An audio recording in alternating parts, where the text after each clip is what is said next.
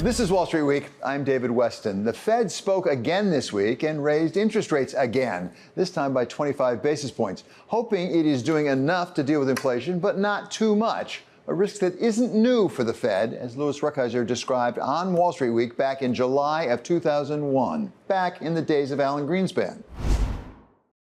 The Fed chairman misread the economy's signals so embarrassingly in 1999 and 2000 that he was raising interest rates to guard against inflation when he should have been lowering them to guard against what has proved to be the biggest economic collapse in a decade.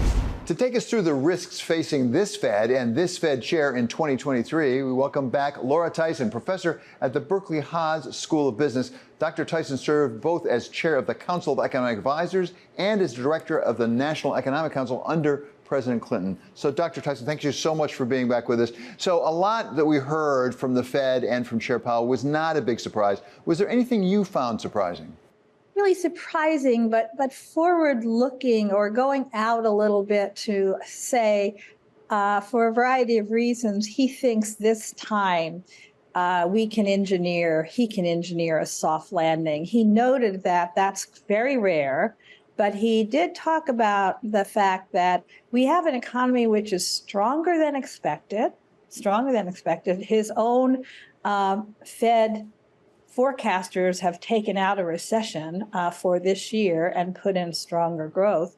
But he noted also we have inflation coming down, we have quits coming down, we have job openings coming down. We have a kind of sense that the labor market may be easing without creating unemployment, and that growth may still be strong. And that would be a soft landing. Well, and to underscore what you're saying, Dr. Tyson, the day after the Fed's decision, we got GDP numbers out that really were substantially stronger than we expected, indicating the economy is doing quite well. At the same time, we've raised interest rates a lot at this point, a lot in a very short period of time.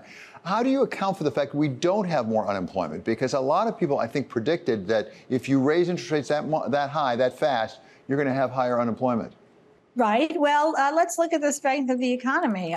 So interest rates are one thing that determines the strength of the economy. But we do know that consumers continue to be spend out of their savings. They continue to create strong demand for output, both services now and increasingly products. And Powell mentioned that yesterday, the importance of the shifting of spending back towards goods, because that way you can ease some of the inflationary pressures on the services side. And on the goods side, as he pointed out, the supply chain is really quite strong now.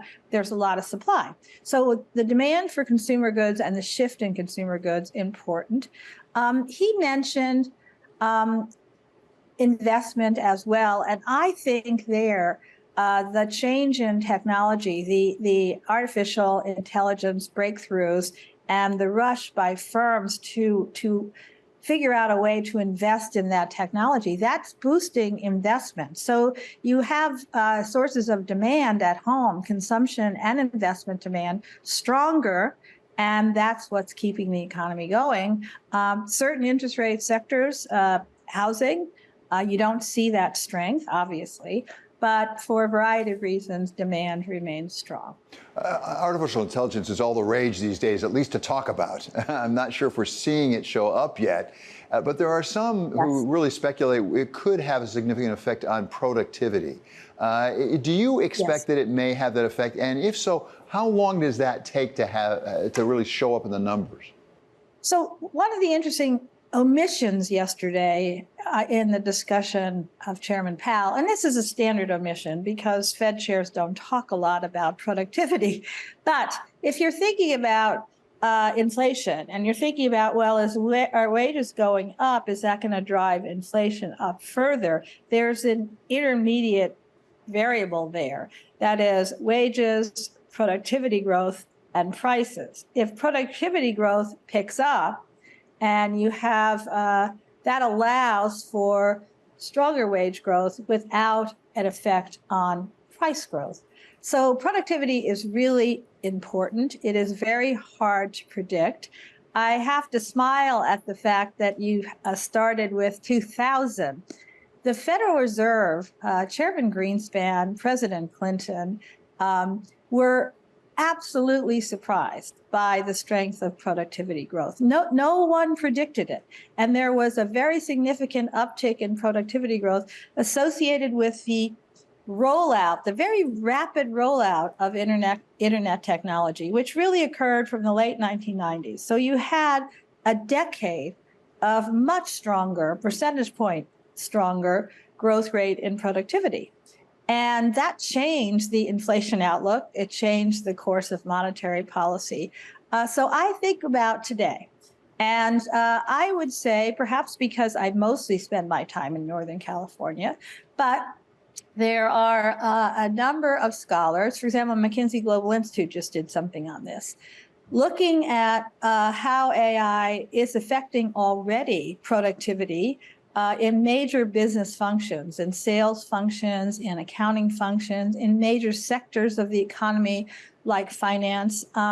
So it's already looking to generate a productivity burst, and it could be quite rapid, just the way the internet productivity burst was quite rapid. So say over the next decade. And that's what I think there's reason to be optimistic about this. And it makes it more likely then that we would have a soft landing, because the wage pressure that comes up from continued strong labor markets does not generate the same amount of price pressure because workers are more productive. So, Dr. Tyson, you were there in the White House when the internet phenomenon was really taking hold.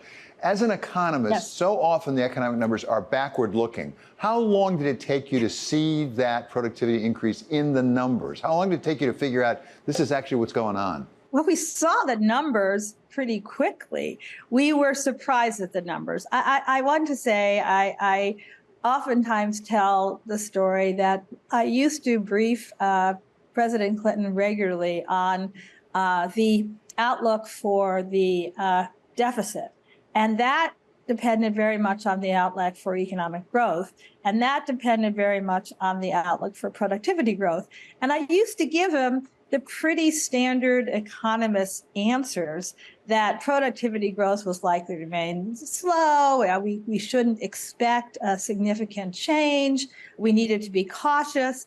And we therefore were constantly surprised at the extent of the productivity gains. And they really started to come in early. The artificial intelligence revolution is going to be as significant as the internet revolution. It's actually probably going to be more significant than that. And the question, therefore, becomes how fast will the effects be felt? A very good positive indicator here is that in some sectors which are early adopters, you already see some amazing productivity gains. In some of the work being done by economists, you see there are cases where they'll sort of look at the application of AI to a call center and see how much the productivity of each call center worker increases. And it's not just the quantity, that's the productivity number, but the quality. They do better job and the customers like it more. So I think we've got a lot pieces of evidence all around that this productivity effect is going to be large and it's going to be quick. But we do not have good economic models to make this prediction. So we have to look at, I heard yesterday, a lot of companies, so even though the interest rate is high, the cost of capital is high, credit conditions are restrictive, companies are rushing out to invest in this technology because they realize it's maybe signaling a fundamental change. So the long term, you have to look at your investment decisions now for the long term. Yeah, well, not a certainty, but something we could certainly hope for. Thank you so much, Doctor. It's always a pleasure having you on Wall Street Week. That is Professor Laura Tyson of the Haas School of Business at Berkeley University. Coming up, loan defaults rise as lending falls. Are the two related? That's next on Wall Street Week on Bloomberg.